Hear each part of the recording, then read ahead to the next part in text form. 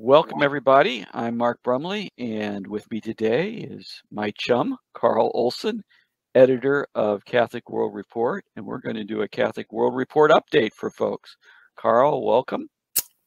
Hi, Mark. Great to be with you, as always. Yeah, you're in your new office there. New office, which is still, as you can tell, over my corner, or, over the my shoulder there, is still somewhat in a state of disarray. Actually, the space is divided into kind of 2/3 my office and 1/3 what we call the storage area, which of course is just complete chaos. Well, it's very generous of you to allow 1/3 of your office space to be used for storage. I was told that that's how it was going to be, and I thought, I think it was a reasonable request. Well, folks who are listening to this on the podcast and now watching it on YouTube or other video outlets should know that it's a fairly sizable office space with a large number of books. So I'm sure you've read them all at least once, probably going through now your second or third time. Yeah, actually, I'm reading now all of them backwards, just to, so. No, that's the question. That's the question that people ask, Mark. A lot of people, have you read all those books? And it's an interesting question. We could do a whole show just about how people perceive the, the collecting of books and libraries. But anyway.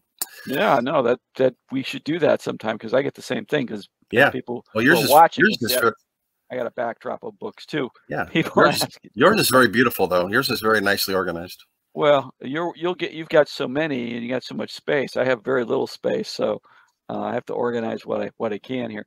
But that's not why we're here to talk about our libraries, although that's a fascinating topic to be sure. What's happening with Catholic World Report these days? Well, we have had regular pieces now for several weeks on the Ukraine situation. We've run a number of our pieces exclusively for CWR. We've also run a number of news briefs from CNA. And of course, that continues to be a focus. And of course, our prayers go out to folks in Ukraine, and just for peace and justice to be there, because it's such a horrible situation. So that kind of keeps things in context, especially as we approach Holy Week. So we've had a number of pieces on that. Of course, it's a special interest to me because our family has been in a Ukrainian Catholic parish since the late 90s. And so it's something that's on our minds and our prayers a lot. And then I just recently posted an editorial about the, not that it's all about me, but this is the 25th anniversary. This past week, actually, is the 25th anniversary of my wife and I entering the Catholic Church.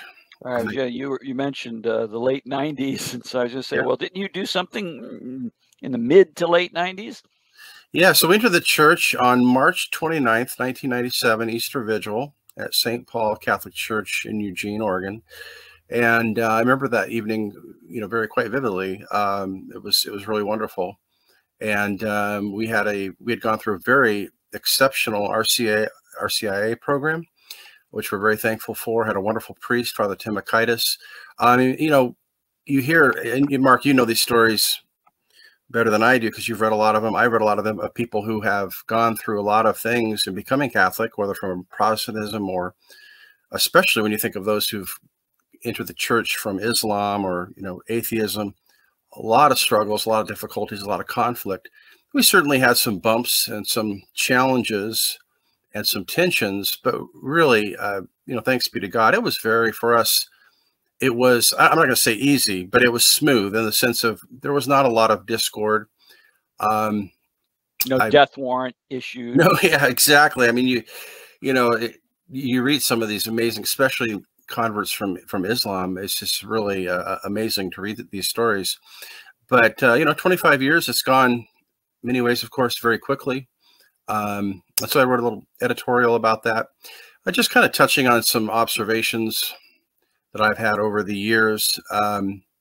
Nothing really profound or groundbreaking, but reflecting in part on just the things that have changed, especially, I think, social communication, social media, how it's affected, how we perceive the church, perceive so many things in the church.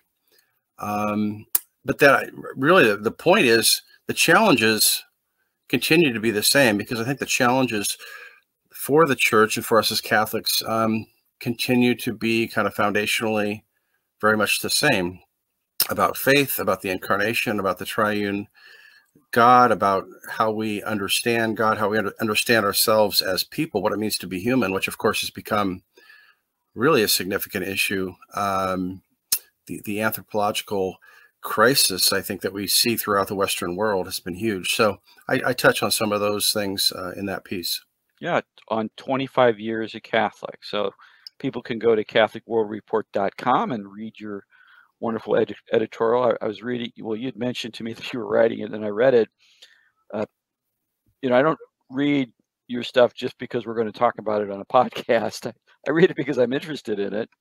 And so then I read it, and I thought back how I taught a course with you in it many, many years ago. Yeah, in fact, that was, you know, I look back and it's just amazing. I mean, really amazing, the providential nature of so many things in our lives.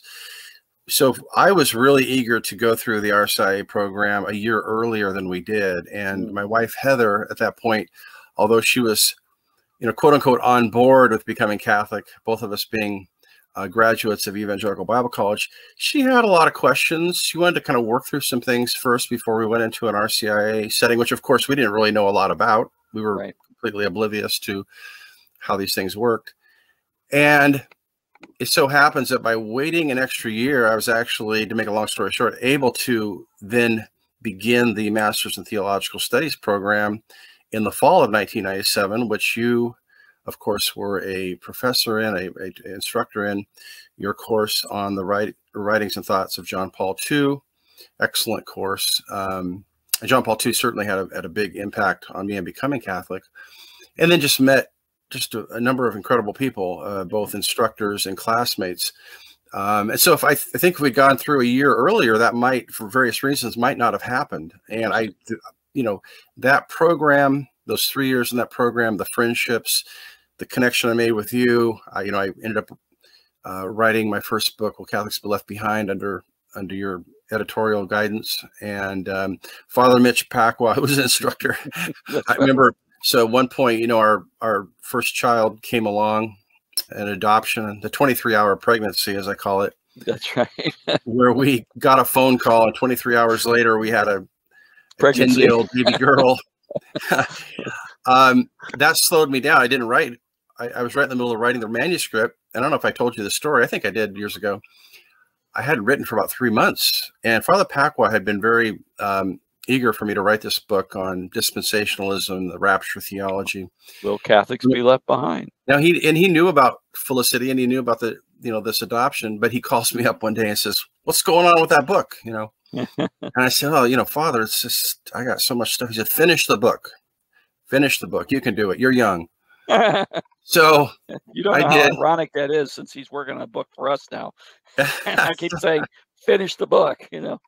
But Father, speaking of that, you know, Father Mitch, again, that was to be able to study under somebody like that, where he's teaching us New Testament, Old Testament, reading. Of course, when he taught those courses, he would read directly from the Hebrew or from the Greek, being a master of both those biblical languages, and of course, speaking about 10 or 11 modern languages. I say, that he knew the biblical languages is notable, but you know, it's a drop in the bucket when it comes to his linguistic, just remarkable in that regard.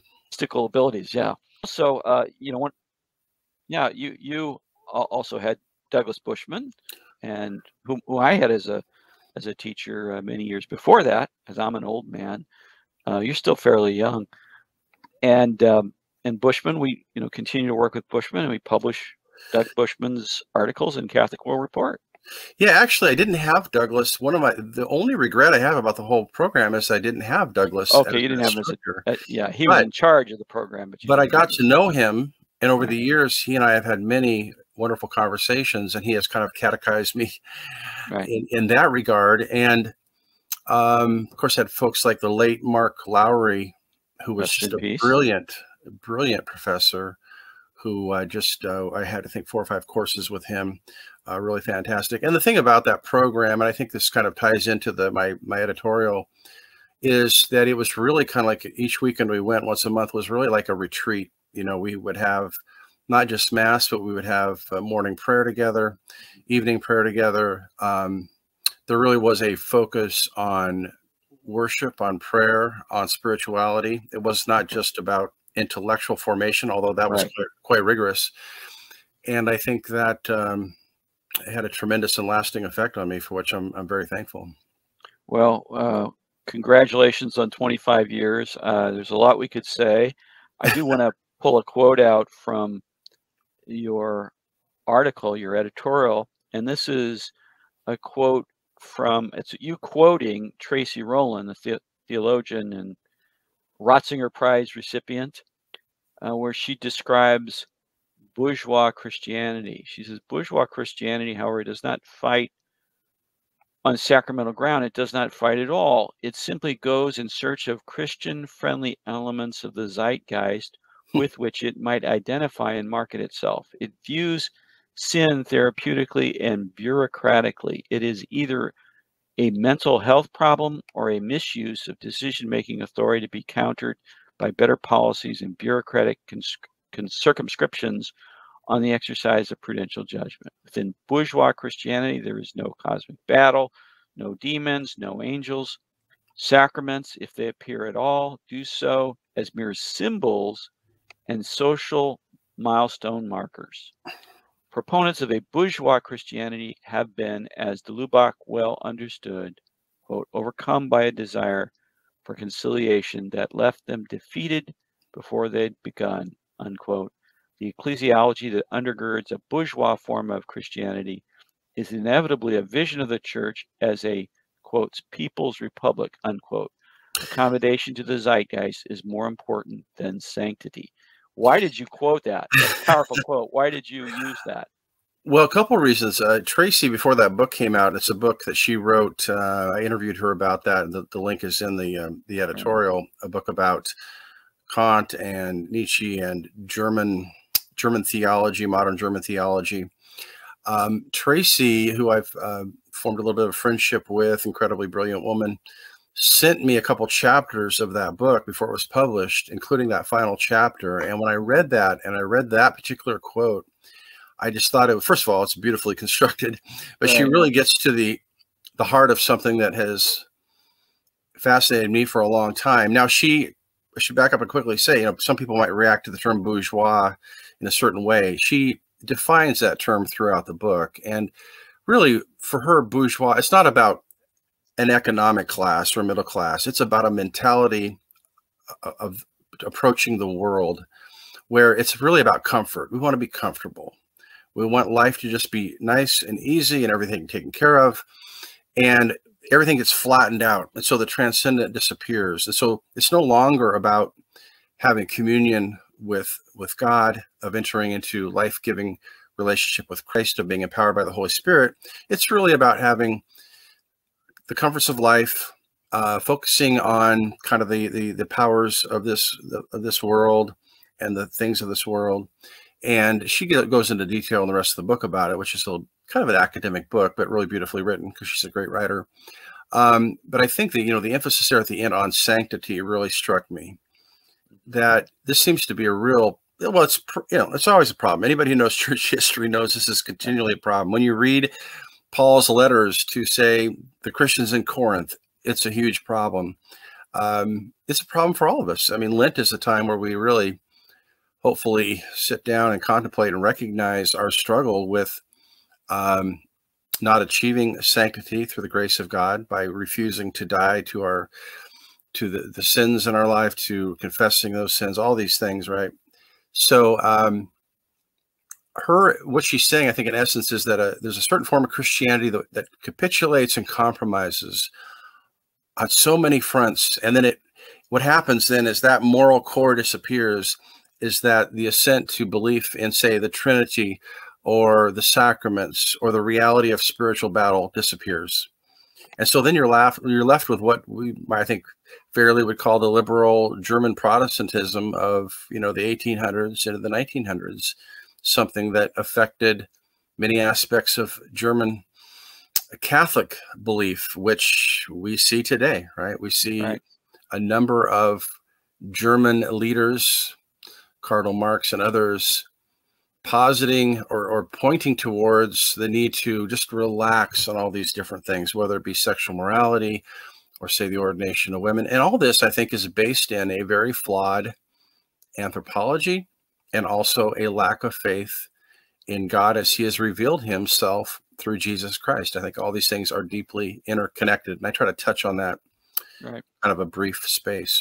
Well, I think also there is a misreading of the Second Vatican Council. So in some ways, in certain circles in the church and certain outlooks and approaches to things before the council in the 1960s, there was a mentality, almost a siege mentality, where you had the church versus modernity. And there's some validity to that, of course. But and that certainly we don't want to reduce the reaction of Catholic leadership and theologians and priests and so on to simply opposition to what's going on in the modern world, because that would be unfair. But certainly there was much more of that mindset. And so some people interpret the Second Vatican Council, especially Gaudium et Spes, where it emphasizes a certain kind of openness to the world, as doing exactly what is described here as bourgeois Christianity, namely go in search of Christian-friendly elements in the zeitgeist, which it might identify and market itself, with which it might identify itself and market itself. And so some of the things that you're describing, things going on in the German church, but going on elsewhere, where there's a certain sense, well, here are some good things or things that seem to work well with the gospel message, we'll emphasize those and not ever get into any kind of conflict with the modern world, lest we be seen as pre-Vatican II. Yeah, for example, I mentioned Cardinal Marx and his recent comments, as they've been reported in various English outlets. He apparently seems to be talking about same-sex couples. And he says something there about, how do we tell these people who are committed to each other that they can't have children like that? I think I'm being fair to what he said, accurate to what he indicated there. And to me, and in reading that, I'm thinking, what about the reality of suffering, the fact of suffering? Not that as Christians we should look for suffering. That's not the point. Rather, that suffering in this life is inevitable. It comes in a lot of different forms. People in a lot of different situations experience it differently. Some very dramatically externally, some internally. But we don't get to have everything that we want. And further, we actually are going to experience loss and difficulty and pain. And so, he seems to be saying, well, if somebody really wants this, if this is really what they want, who are we to stand in their way? And I'm thinking, well, certain days there's certain things that I want that are either morally neutral. Hey, I'd love to be able to go out and buy, a bunch more, books or something, right? You need a few now, more. my wife might not say that's morally neutral, or things that are bad. Yeah, gosh, I'm tired of this marriage, or I'm tired of this or that. I just want to go and actualize myself, follow my passions, follow my heart, all these things. Well, the cross, the demand to take up the cross, this is not just some kind of metaphor used by Christ. It is an exhortation to follow him through the suffering in this world. And that's the only path. I mean, that is the only path. And what I see coming out of Germany and other parts of the church is a kind of a capitulation of bourgeois Christianity, where people are saying, no, you can have whatever you want. It's really just about kind of, following your heart and just kind of having a hazy, nebulous faith in God. Whereas Scripture, and this is fresh on my mind because I've been teaching the Gospel of Matthew at our weekly Bible study at our parish, when Christ talks about violence in Matthew, I forget, is it 18, 17, somewhere in there, maybe earlier, the violence he's speaking about is actually the holy work of God, where God, with our cooperation, goes in and eviscerates sin. But it's like surgery. It's really painful, yet it's absolutely necessary if we're going to be spiritually healthy. Right. Well, yes, and of course, in Matthew 16, after Peter's great confession of faith, and Jesus talks about how the Son of Man is going to go to Jerusalem, suffer and die, and so on. And Peter says, "No, no, Lord, that's not going to happen." Jesus rebukes him, and then Jesus proceeds to talk about how we, as his followers, have to die to ourselves and take up our crosses and follow him. And sometimes people can say, well, I don't want to talk that way because someone else is suffering. I don't want to imply that that person should just, walk it off or keep a stiff upper lip, but for the grace of God go I. And so therefore I don't want to have that attitude. Well, it's not. Well, first of all, there's plenty of suffering to go around. And even some of us who have the best of lives in this world still encounter suffering. We all have things we want that sometimes we feel that flow deep from our inner desires and fulfillment and all of that are just contrary to what's really, really good for us and what's really, really good for other people. And since Jesus wants what's really, really good for us, there's going to be there are going to be times when those things come in conflict. What we desire, what seems good to us, and things that can actually have facets of the good. I know that in Cardinal Marx's discussion, he says, we're going to say these relationships have no good in them whatsoever. No one's saying that there's nothing good at all. But the question is, at its core, is the relationship fundamentally consistent with what's good for the human person? Is it fundamentally true to who we are? And certainly in the Catholic context, is it fundamentally true to what it means to be a disciple of Jesus Christ? And the answer to that is clearly not. So that's going to bring about suffering, just like some of the examples you gave, and some of the desires that we have, and the inclinations we have, and the wishes we have for our lives, and so on. Oftentimes, those things we have to die to because they're in conflict with what's really and truly good for us, or they're in conflict, or to put it differently, in the Christian context, what God is calling us to. Yeah, this is a topic, by the way, speaking of Catholic World Report, that we had a recent piece here by Archbishop Charles Chaput. Right. And it was an address he gave a few days ago to seminarians in Milwaukee. And it's kind of a reflection on the title of the book he wrote recently, Things Worth Dying For. And he talks about some of these same things. And it's interesting. I thought that the Archbishop kind of gave us a little window into his own experience, because he retired as Archbishop of Philadelphia right before everything started to shut down because of COVID in March of 2020. Right. And he talked about how he had these plans and this kind of agenda, and he's going to do certain things, and then everything shut down. And it became for him a time of really reflection on a lot of it's on mortality. Having read his book, which I highly recommend, there's some really profound reflections there on mortality and the reality of death. Yeah, things worth dying for. Yeah, things worth dying for. And it's really great. I read it about 3 months ago, but it's something I thought about a few times, because it has great kind of Lenten, Easter soundings to it.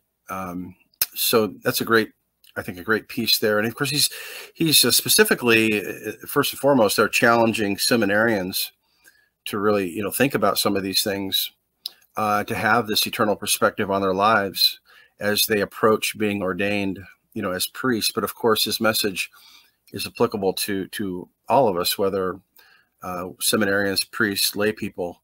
Because, and this is something I kind of harp on a lot, but I think it's just a big thing for me, and that is, we're mortal and death is real and it's coming, and we don't need to obsess about that. But I don't think that's really the problem in our culture. I think our culture does everything in the world to avoid this fact. And so as we approach Holy Week, this is really the time to, I think, kind of look directly at the fact that our lives will end. What have our lives have been about? What is the goal? What is the focus? Where are we at in our Christian walk as disciples of Christ?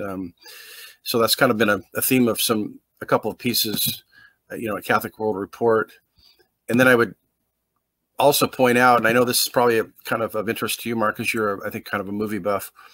We have this new piece by Deacon Stephen Gradanis about the 50th anniversary of the famous Godfather, the first Godfather movie, which came out. Glad you brought it up, because March of 1972, which, boys, I watched it a long time ago, and you know what? It's really funny. I'm so bad at recalling movies. Like I leave movies with kind of a general sense, and I oftentimes will think about them in terms of, this was a movie about mobsters, I think, right? And I have friends who can sit there and just quote. They can watch a movie once and they can sit there and quote, whole sections of the movie. I'm not like that, but very interesting because Deacon Gradanis talks in there about the Catholic themes. Of course, there are deep Catholic themes in the book, right? And then the movie. Some of the ways, one particular way in which the book differs from the movie is in the ending, and he makes the case that there's a plausible case for the book's ending being superior, but in the end, Stephen Gradanis is the author. He sides with the filmmaker Coppola, the way he ended the film. I just want to encourage people to read it because it's a very fine review essay. It's very, very literate and very articulate, both about the movie, specifically about The Godfather, and related themes and related films. So, yeah, it's I'm not a huge movie guy, but that I know enough to know that obviously that film is one of those kind of landmark works of cinema. And really kind of, I think, was the beginning of ushering in a new kind of, I say, wave of movies. You got Martin Scorsese, who came along and started doing movies like Taxi Driver, and there was just kind of this real gritty 1970s approach to film. So without getting into necessarily the morality of it, obviously there's controversy over some of these, movies, because some of them are pretty dark. Yeah. But I think there was, my take is that at least there was kind of a grappling with human nature in a way that when you watch maybe a lot of the more big blockbuster movies today, I'm not sure it's quite the same.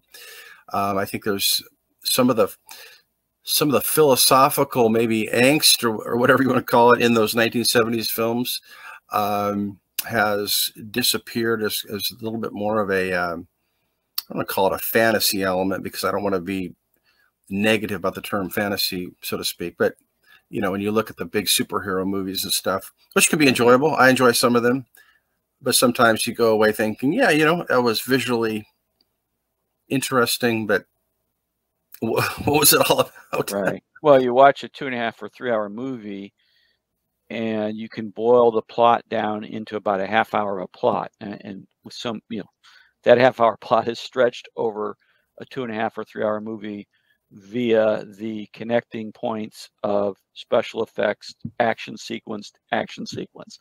So, which is not to say that the films are bad per se. They can be fun, and even the plot can be an interesting plot. It's just, it's somewhat thin for the length of the movie. Or the opposite effect is where they try to do too much in a movie that they've already piled a lot of effects on, and so then the stories suffer because there's not really sufficient time for the story to unfold. Right. Instead of the story punctuated by big special effects moments and things of that sort. Anyway, but I want to say something about the Godfather story. You know, Greydonis does a great job of talking about this film. First of all, it's a great piece of filmmaking, but the angle of the main character, Michael Corleone, or one of the main characters, Vito, the dad, Marlon Brando, and Michael Corleone, Al Pacino character, that this is a story about family, but it's about a sort of compartmentalization of family life and the work life. Of course, the work here is another kind of family, which is the mob, and just how this story conveys that separation and the relationship of Michael Corleone to his wife, his romantic interest character, who then becomes his wife, carrying over this division. I thought it was a fascinating point. And then his talking about the church, the role of the church. There were some older movies, Greydonis mentions, On the Waterfront and Angels with Dirty Faces, where you have priests involved with, confronting crime. In The Godfather, they're obviously the very name, The Godfather, indicates a Catholic milieu for the film, and there are elements, especially that wonderful scene where Michael Corleone in the old rite of baptism is assuming the role of Godfather for his, I think it's his nephew, and he is, speaking in the name of the child, taking on the baptismal obligations, while juxtaposed with that is a scene of mob killings that he's ordered. So he's rejecting Satan while he's actually doing Satan's work through his mobster guys out killing people. So you got that happening, and then he's in that very act becoming the Godfather, not in the Christian sense, but in the in the crime family sense of the Godfather.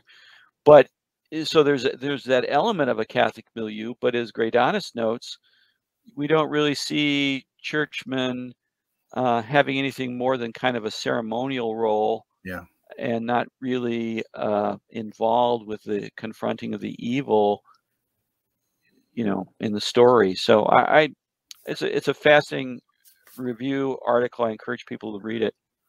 Yeah, that part of it's really fascinating to me, because you can say, well, you look at these violent, evil actions and these men and how horrible that is, but really, isn't that kind of that veneer where we have, okay, we give lip service, we're here at mass, etc., and then we go do our thing, do our own thing, right? In a very undramatic, non-criminal way. Isn't that the way that a lot of people, live their lives? Right. And to go back to the the Cardinal Marx conversation. Now, this is obviously Cardinal Marx would condemn the kind of violence that we see in, The Godfather and in a mob and organized crime and so on. But, you feel like saying, well, look at all of the good that Vito Corleone did as the Godfather, because he helped out a number of Italian families who were not getting justice, and he was a voice for justice for these immigrants who weren't always able to participate fully in the society to which they've immigrated. Surely you're not going to condemn him, given the good things that he did as the Godfather and so on. Well, we would say, yeah, but there's a problem of bad means to a good end. And yes, well, while that we don't want to say that no good was done, we at the same time want to say that's not the way to do good. And when it comes to the business of same-sex relationships and same-sex marriage and so on, obviously we are concerned. We don't want people to be suffering. That's why we support the pastoral outreach of the church to help people learn to grow in chastity and to have good, healthy relationships and so on. We're not denying that the same-sex people in their relationships can have good friendships and can care for one another and love one another in an authentic sense, but that's different altogether from what happens in marriage and in a marital relationship. So we can't let those elements of good in that relationship somehow underwrite the evil or the wrong in the relationship, just as in The Godfather, we can't let the family orientation of Vito Corleone underwrite, small f family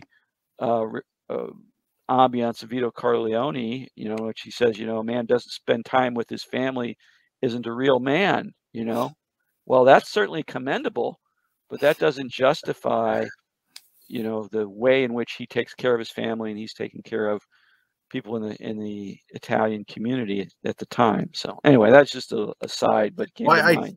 But I do think that whole theme, even if people don't consciously think about it, is one of the reason the movie, I think, kind of resonates. It captures kind of a this inner contradiction, right, and how people live with that, and then how it eventually, of course, leads to immense suffering, tragedy, death, those kind of things. Yeah. And again, just so we don't get accused of comparing people in same-sex relationships to mobsters, right? The point is, you can have something that has mixed elements of good and bad, and calling attention to the good doesn't underwrite or justify the bad. That's the point. Yeah, there's the parallel is with the moral logic, right, and what it says about relation, in the context especially of human relationships. That's exactly. Sometimes, Mara, I was going to say, sometimes the CWR, I'm really surprised by what kind of pieces really resonate with people. And I wanted to mention this before we have to go, and that is Joseph Pierce, who just came out with a great new book for Ignatius Press on the I have it here too. Oh, we can both show it up. Product placement. Put it up there. Show it. Yeah, Faith of the Fathers, a history of true England. There you go. By Joseph Pierce. Joseph, of course, has written how many books has he written now? It's got to be 25. 7 million. 7 million. Yeah. So one of my favorite books by Joseph Pierce, one of his first, is Literate Converts. That book had a real I'd become Catholic already, but I really like that book. And of course, many great books, Solzhenitsyn, Shakespeare, several books on Shakespeare. Right. But Joseph, we had an excerpt from Joseph's book on the Jesuit martyrs during the time of the Tudors. Now, that got some readership, and I think people were interested in that. But then I had sent Joseph a link, I believe it was to a BBC article about, or something having to do with a BBC documentary, and how King Henry VIII was being canceled. He's gone through, King Henry VIII has kind of gone through these ups and downs in terms of his reputation over time in England. Of course, incredibly controversial figure and kind of essential at the heart of the English Reformation. So Joseph, a few days ago, sent me this piece on canceling Henry VIII. And I thought it was a really interesting take, a little bit provocative. So we posted it, and it's gone nuts. I mean, it's gone viral, just thousands and thousands of views and reads and people reacting. And why is that, do you think? What's that? Why that reaction, do you think? I'm not sure. I think, first of all, just the juxtaposition of canceling Henry VIII, that's kind of curious, right? You got this modern term about canceling, which of course is kind of a hot topic in itself in various ways. I think Henry VIII, I think there's a lot of people who are interested in, England is one of those countries where the history of that country fascinates a really wide range of people, myself included, although I certainly am not a historian by any measure. And then I think now Joseph actually in that piece says that he wishes that the BBC wouldn't quote unquote cancel Henry VIII, because basically I guess my understanding is that BBC is saying we're not going to really talk about Henry VIII because he was such a despicable person. I see. And Joseph's articles, no, you don't avoid it. You need to actually address and ask questions. What is it about Henry VIII? What is so problematic about him? Why do we have this reaction to him? What did he actually do? Part of it may be him having canceled a lot of wives. Yeah. And people. No, he was, yeah. But Yeah. yes, but you're right. Having a conversation about it is important. And unfortunately, in our culture, we find figures who are either wicked or mixtures of good and bad. Most of us are mixtures of good and bad. And when somebody's bad traits become, a kind of a cause celeb in certain circles to be condemned, the temptation to cancel them becomes overwhelming. But let's have a conversation about it instead of just trying to make somebody disappear from history. Yeah, we had a lot of comments, and like one commenter basically said, "Well, this is really, really rich of the author to say this because the Catholic Church has, been canceling people throughout history and stuff." And I think it's a good conversation to have, as long as it's a reasonable one based in some actual factual understanding of history. Absolutely, there's been a lot of things that have happened in church history. A lot of Catholics have done very, bad thing. Oh, Henry VIII was a Catholic. Well, he was, for a time. So that's, I think one thing we're gonna agree on here is that all Catholics are sinners. That's, as Chesterton once said, the main reason he became Catholic was to get rid of his sins. Get his sins forgiven. But yeah, I still, to answer your question, I don't have a full grasp of why it resonated so much. I mean, I thought it'd be a piece that some people would find interesting, but it's actually our most read piece of this past week. Amazing. So it's just it is very interesting how those things can go.